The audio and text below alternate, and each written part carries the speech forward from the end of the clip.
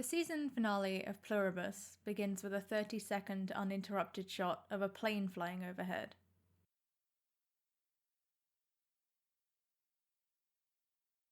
This sort of lingering isn't unusual in Pluribus, but this was the first time it really made me sit up and pay attention. It was mostly a quirk of timing. Not long ago, I watched 28 Days Later for the first time. In that movie, Jim, a lonely survivor of a zombie apocalypse, sees a commercial jet fly overhead and realizes there are still people out there in the world, that not all hope is lost. As Pluribus's plane disappears off screen, the camera pans down to Kusumayu, a lonely survivor of a hive mind apocalypse. She absent-mindedly sweeps the same spot over and over again. The camera's focus is her focus. Her mind is up in the clouds, because the plane is bringing the specially engineered virus that will join her to the rest of the hive. These two shots are deployed in ways that are both very similar and very different. In both, the plane is a symbol of something going on quite literally far above the heads of these two isolated characters, outside of their control and yet crucially important to them. In both, they imply the promise of the connection that they're craving, but in Pluribus, that connection is much more complicated, being the complete erasure of the person themselves. And throughout, Pluribus uses planes to highlight this tension, as a symbol of the push-pull between the individual and the collective. Planes sort of haunt the first episode of the show. Carol and Helen are shown touching down, collecting their bags from the conveyor, navigating the airport. It's a place where they're in sync, not needing to talk about Helen rearranging the books so that Carol's is more prominent, or whether Carol wants a piece of gum. Once they leave the airport and get into the bar, they're not able to leave the planes behind. The TV in the background warns us, airbase on lockdown. Outside, we get our first real involvement of planes in the narrative. Carol looks up to see aligned contrails and asks, "What do you think they're doing?" What's what doing? The planes. Look. I don't know. Was that weird? Yeah, it's weird, isn't it? All of them kind of parallel like that. Huh. The answer, of course, is infecting everybody. And suddenly, Carol and Helen are no longer in sync with one another. Helen is focused on the response to Carol's book, to trying to plug them into the circle of the fandom. Carol doesn't want to be a part of that collective, even though it's formed around her specifically, but she also doesn't want to break off from it too much. It's safer to say that hot pirate Hunk Raban was based on George Clooney than to come out as a lesbian.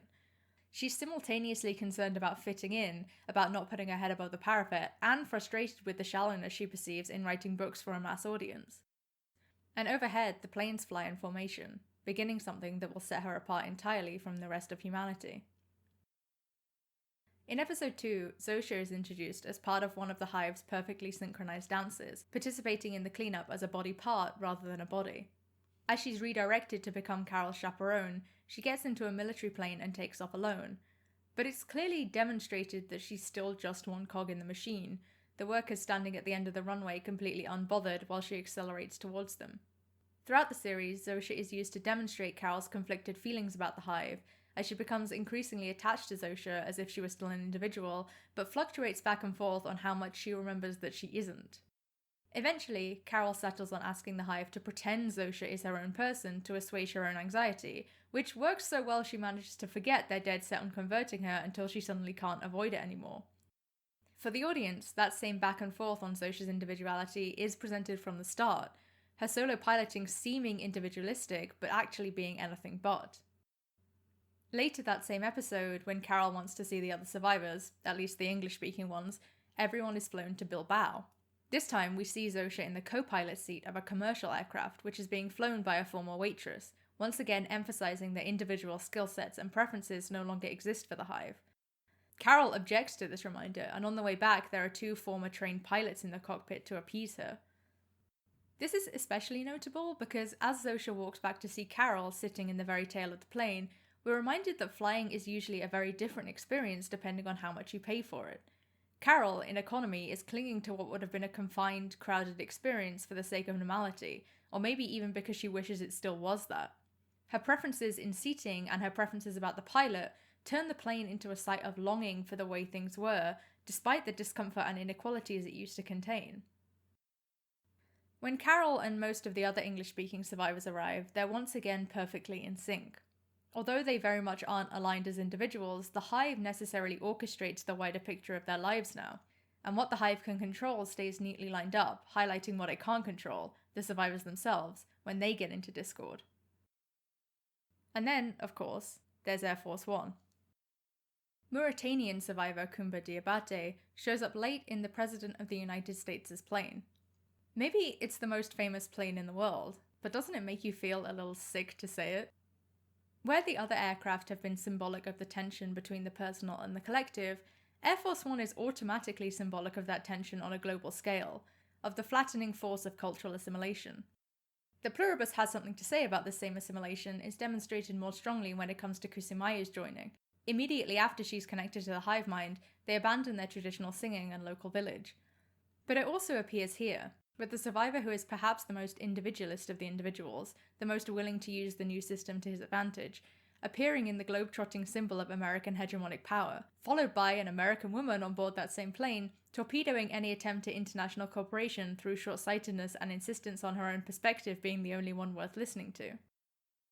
After that disastrous meeting, Kumba asks if Zosha could stay with him, and Carol, though obviously against the idea, argues that it's not her who should be giving him consent. Notably, this is also the first time Carol, and by extension the audience, learns Zosha's name, the first time she's truly individualized. And afterwards, Carol again sits at the back of the plane, but this time in the window seat rather than the aisle. She's more connected to the world that exists out there, tethered by this growing connection to Zosha. And so of course she changes her mind and leaps in front of Air Force One to reclaim her.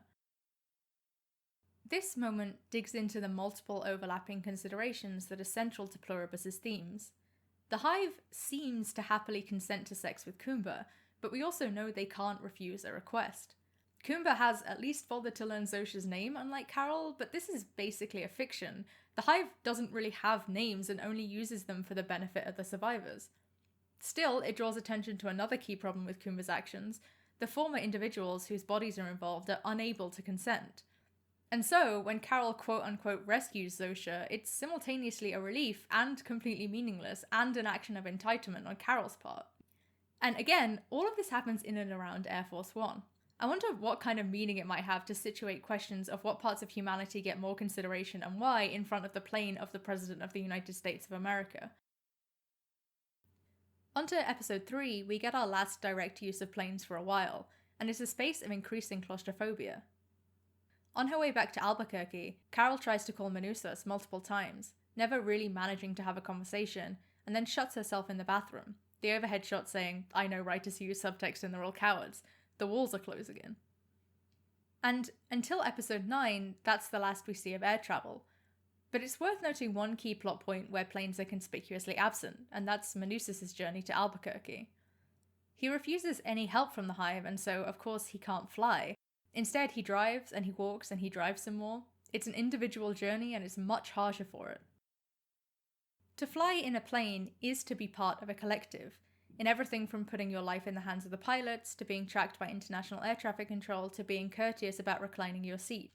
In Pluribus, that is partially flipped. People are usually on planes alone or close to it.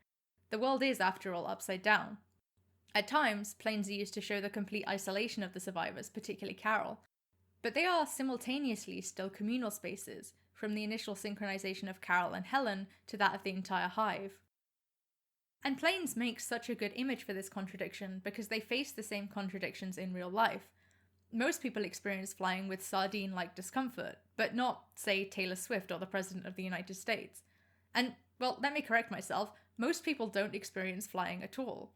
Getting on a plane is an act of immense privilege, while it's also a site of communal unpleasantness. And it connects you with the world, and it contributes to its destruction. Planes are spaces of contradiction, and so too is the hive. Which brings us back to episode 9. The virus is flown to Peru. The hive didn't use some more environmentally friendly method. They didn't wait for an electric car or a team of hikers. They brought all the collective power they have to bear in erasing one more individual as quickly as possible. As with any complicated symbol, planes and the hive require a material investigation to make sense of. What are they being deployed for, and how, and why?